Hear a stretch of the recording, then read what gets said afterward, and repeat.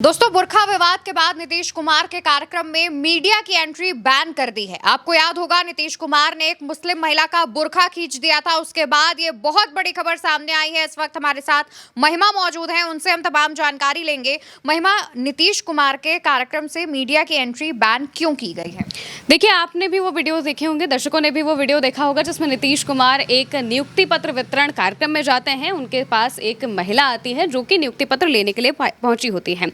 नीतीश कुमार उन्हें नियुक्ति पत्र दे रहे होते हैं, लेकिन वो महिला क्योंकि मुस्लिम थी तो उन्होंने हिजाब पहना हुआ था और नीतीश कुमार पहले उनसे कुछ बात कहते हैं और फिर तुरंत उसके हिजाब को, उसके नकाब को खींच देते हैं, उनका चेहरा दिखा देते हैं। और हर कोई जानता है कि ये धर्म से जुड़ी हुई बात है, क्योंकि मुस्लिम महिलाएं जब हिजाब पहनती है तो वो उनके धर्म का भी मैटर होता है, प्लस उनकी अस्मिता की भी बात होती है, उनकी गरिमा की भी बात होती है। लेकिन मुख्यमंत्री ने जिस तरीके से उनका हिजाब खींचा, उसके बाद जो वहाँ पर सिक्योरिटी गार्ड होते हैं, सम्राट चौधरी होते हैं, वो सभी सकपका जाते हैं और सारी चीज़ों को कंट्रोल करने की कोशिश करने लगते हैं। अब उस विवाद जैसे ही वो वीडियो सामने आता है तो वो वीडियो अभी तक इंटरनेट पर लगातार वायरल हो रहा है, लगातार इस पर रिएक्शन सामने आ रहे हैं। एफआईआर भी नीतीश कुमार पर कई जगहों पर हो चुकी है और लगातार जो लोग हैं वो माफ़ी की मांग कर रहे हैं नीतीश कुमार से। लेकिन अब ऐसी खबर सामने आ रही है कि उनके कार्यक्रमों से मीडिया को बैन कर दिया गया है। कैसे, इस पर भी हम बात कर लेते हैं।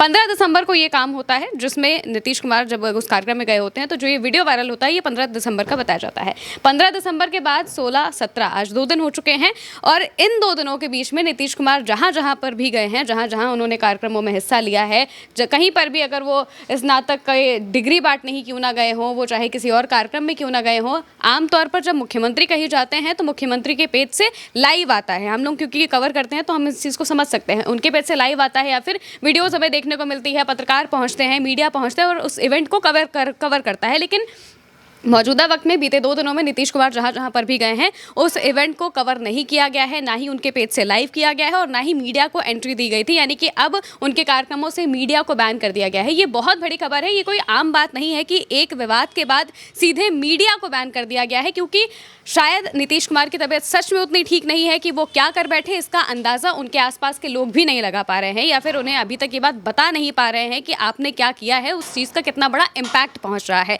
ये सारी चीज़ें अभी तक शायद वो समझ नहीं पा रहे हैं। इस वजह से सीधे मीडिया को ही बैन कर दिया गया है, ताकि अगर वो अंदर कुछ भी करते हैं, कोई भी हरकत करते हैं, या जैसा कि हमने पिछली बार भी देखा, चुनाव के बीच भी वो कई हरकतें करते हुए दिखाई दिए थे, तो अगर ऐसा कुछ भी करते हैं तो इसकी तस्वीरें, इसकी वीडियोज़ बाहर ना आ पाए और इस पर कोई कॉन्ट्रोवर्सी ना हो पाए। इसको लेकर अब ये बात सामने आ रही है कि मीडिया को ही अंदर बैन कर दिया गया है। ना ही कहीं से कोई लाइव सामने आता है, सिर्फ एक जो फोटोज़ है वो उन्हीं के पेज से पोस्ट हो जाती हैं, चाहे नीतीश कुमार के पेज से, चाहे जेडीयू के पेज से, चाहे बिहार के सरकार के पेज से, इन तीनों के पेज से पोस्ट हो जाती है और पता चल जाता है कि नीतीश कुमार कहाँ गए थे, किन कार्यक्रमों में गए थे। लेकिन कहीं पर भी लाइव नहीं आता है। उनके जाने की तस्वीरें सामने आ सकती हैं, उनके वापस आने की तस्वीरें सामने आ सकती हैं, लेकिन अंदर क्या हुआ, उन्होंने क्या क्या काम किए, ये तस्वीरें सामने नहीं आती है, जो कि ये बताता है कि नीतीश कुमार के जो आसपास के लोग हैं या फिर उनके मैनेजमेंट जो है वो इस चीज़ को समझ चुका है कि शायद उनकी तबीयत सच में उतनी ज़्यादा ठीक नहीं है कि वो क्या कर बैठें या क्या हरकत कर दे, इस चीज़ का अंदाज़ा नहीं लग पा रहा है। अब हम उन महिला की भी बात कर लेते हैं।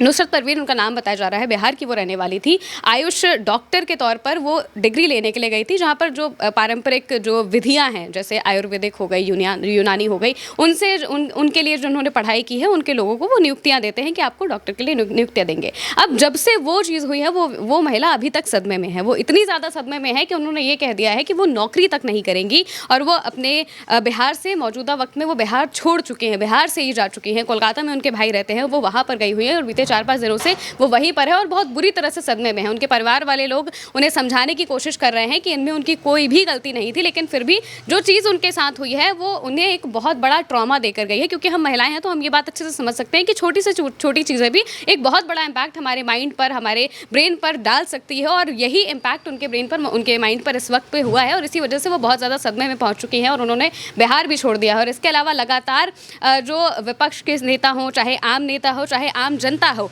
वो एक ही मांग कर रहे हैं कि नीतीश कुमार को या तो इस पूरे मामले को एड्रेस करना चाहिए, माफ़ी मांगनी चाहिए, या फिर कुछ तो ऐसा करना चाहिए जिससे एक संदेश जाए कि ये भी जो भी चीज़ें हुई हैं ये बहुत गलत हैं। एक मुख्यमंत्री जब इस तरह की चीज़ करता है तो जाहिर सी बात है कि इस पर सवाल उठते हैं। इससे जो संदेश जाता है वो बहुत बड़ा इम्पैक्ट डालता है। लेकिन मौजूदा वक्त में अभी तक नीतीश कुमार की तरफ से या फिर उनकी पार्टी जेडीयू की तरफ से कोई भी बयान इस पूरे मामले पर नहीं दिया गया है, जो ये दिखाता है कि उनकी क्या जस्टिफिकेशन होगी या फिर उनका स्टैंड क्या है, क्योंकि स्टैंड क्या है ये जानना बहुत ज़रूरी होता है। और अभी तक माफ़ी ना मांगना, अभी तक इस पूरे मामले को एड्रेस ना करना, ये दिखाता है कि वो इस मामले को या तो गंभीर नहीं समझ रहे हैं या फिर इस पर बात ही नहीं करना चाहते हैं। तो अभी मीडिया की एंट्री भी बैन कर दी है, जिससे ये पता चल रहा है कि वो इस मामले पर बात बिल्कुल भी नहीं करना चाहते हैं और आगे जाके अगर वो कोई और चीज़ करते हैं तो वो भी चीज़ें बाहर ना आ पाएँ। इस वजह से मीडिया की एंट्री तक उनके कार्यक्रमों में मौजूदा वक्त में बैन कर दी गई है। अब ये कब तक चलेगा, ये देखने वाली बात होगी। बिल्कुल, तो देखिए नीतीश कुमार के कार्यक्रम में हुआ ये जो बुर्का विवाद था, ये अब काफ़ी ज़्यादा तूल पकड़ रहा है।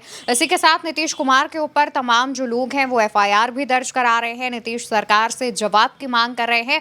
और अब नीतीश सरकार ने इस पूरे मसले पर कुछ भी बोलने के बजाय मीडिया की एंट्री जो है वो बैन कर दी है, ताकि आगे अगर इस तरीके की कोई भी हरकत मुख्यमंत्री नीतीश कुमार करते हैं तो वो मीडिया में बाहर ना आने पाए और इसको आधार बनाकर विपक्ष और बाकी के मीडियाकर्मी सवाल ना पूछने पाए।